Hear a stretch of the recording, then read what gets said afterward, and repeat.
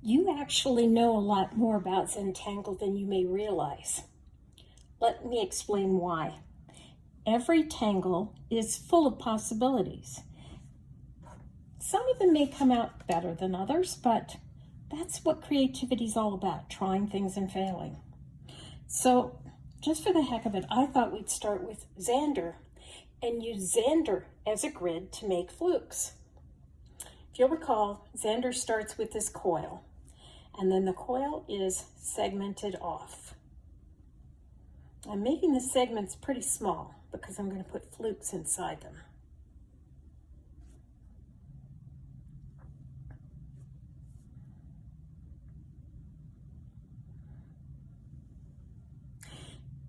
When you're doing something like this is a great time to get into the flow of your work.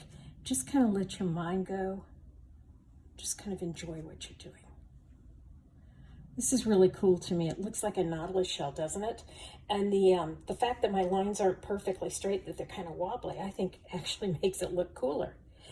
And now I'm going to divide this in half, each of these squares in half, because I think that that's going to make this even more interesting.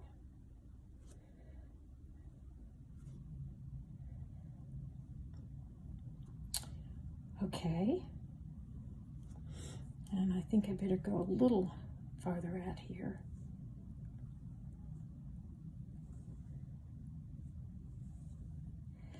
And now what I'm going to do is I'm going to put flukes in each of these. I'm going to treat these like they are grids. I don't know how this is going to look. I'm really curious. Let's see.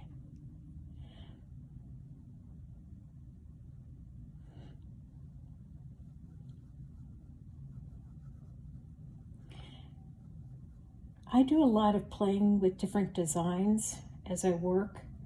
I tend to use the back of copier paper that would otherwise be thrown away and just kind of work on things. You never know what you're going to learn or experiment when you experiment. I think in every type of art project that you do, whether it's Zentangle or dollhouse, sometimes even, well, actually always when I'm writing a book, there's a moment where you say, oh crud, this is not working at all.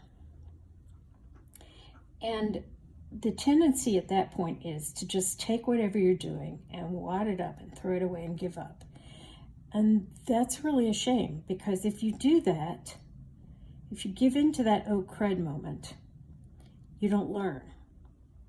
I meet so many people who say, I want to write a book, and I'll say to them, well, have you started to write or whatever? And they'll say, well, I wrote a little bit and didn't like it and I quit. There is so much that you learn when you're writing a book as you go along. And to stop and quit robs you of that experience. So as I said, when I started to do this, I didn't practice this at all. I didn't do it on a piece of paper. I just had this crazy idea. I thought, what would flukes look like if I put it inside Xander? And frankly, I think this is coming out pretty cool. Yep, pretty interesting. Now, obviously, a whiteboard is not the ideal medium for this. For one thing, I can't really rest my hand on my project, so my work is kind of wobbly.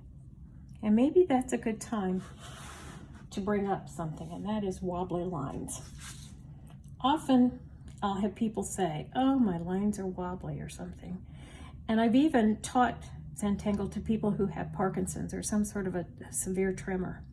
You know what? It doesn't really matter. Everybody's Zentangle style is different. When I took my training to become a CZT, a certified Zentangle teacher, what I noticed, because we were in this big classroom and we were all working on the same designs, was how differently everybody approached the same patterns. And after a while, I could almost look at somebody's pattern and tell you who did it, even without their name on it, because people just had different styles. The great thing about a tremor or a wobble is that it's more than likely that you're always going to have that tremor or wobble in your line, and that gives you consistency. It's probably those of us poor slubs that sometimes have a tremor and don't always. We'll have more problems with our work.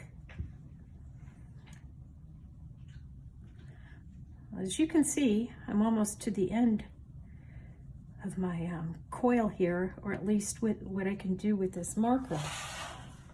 But I think that is a really cool pattern. And now I'm really eager to try it with pen and ink and see what this combination of Zander and Flukes looks like. Now, when you get to the smaller parts of a pattern, don't be afraid to make it simpler. So for example, if I only have one of the aura lines, that's fine. It's okay, that'll work. And it may actually give me better results than trying to squeeze too many of the lines in. And maybe at the very end, all I'll do is just do a little blot. So this is Xander plus Flukes. I don't know. Maybe what we have here is Flander. Who knows? But I think it's pretty cool. What do you think?